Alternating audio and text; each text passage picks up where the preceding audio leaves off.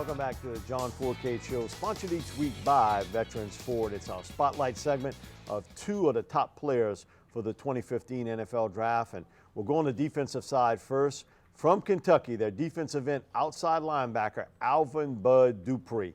You haven't heard maybe a lot of it name-wise due to some of the other guys in this draft class, like a Randy Gregory or Dante Fowler Jr. or Vic Beasley, Shane Ray.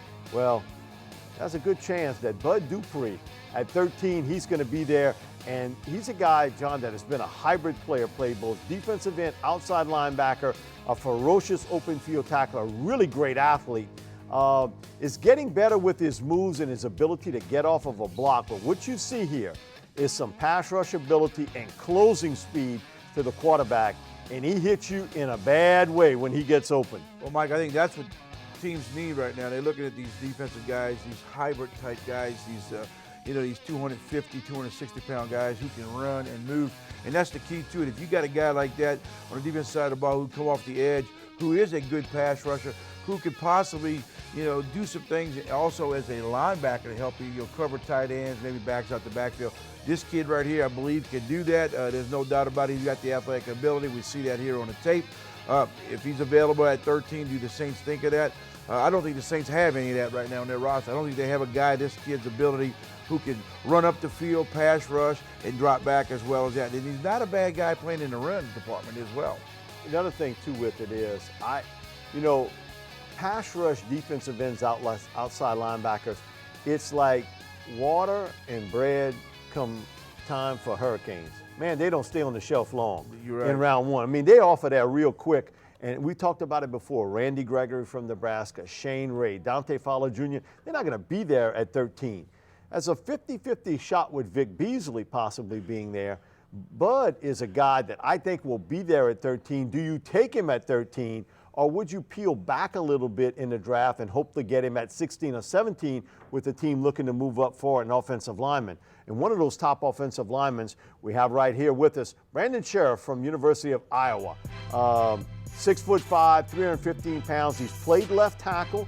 Some people believe he's better off on the right side or at guard. I think right off the bat they're going to give him a shot to play at right tackle and then possibly moving him over to the left. Well trained at Iowa, and we see some of the workouts with Brandon Scherff here. He's a man out there on that football field.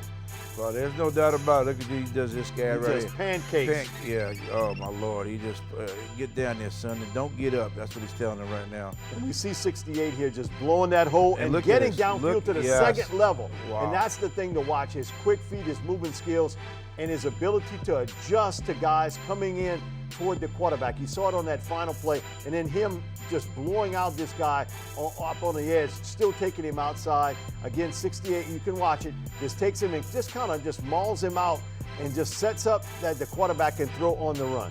Well, the thing about it, he's got great feet work that we're noticing right here in this film here. He's got well coached, obviously, in the offensive line department. Kirk Ferentz is a really good offensive line Iowa's coach. Always put out some good linemen, and this kid right here could definitely go in the first round. And, hey, we talked about the needs of the Saints on the defensive side of the ball. Well, this is a need I think the Saints need, too, on the offensive side of the ball.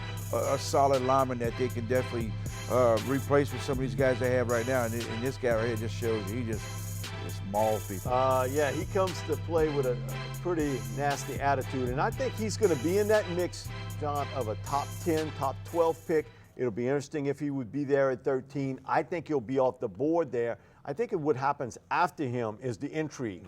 Eric Flowers from Miami of Florida, La'el Collins from LSU, those guys, Andrus Peat from Stanford, all big guys that have played tackle in college. Some people think, like Collins and Scherff, they're better off inside at guard.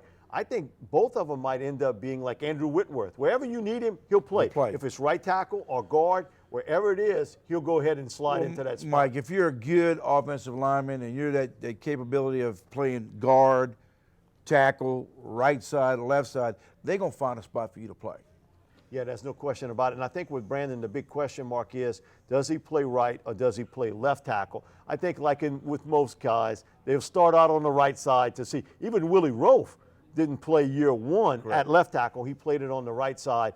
It's going to be an interesting draft because of the fact I do think those pass rushers come off the board quick. And then I think from 10 through 22, I think 5 or 6 offensive linemen. Because what you're looking at now is protecting the quarterback for a football team. It's all about the quarterback, and those 2 quarterbacks will come off.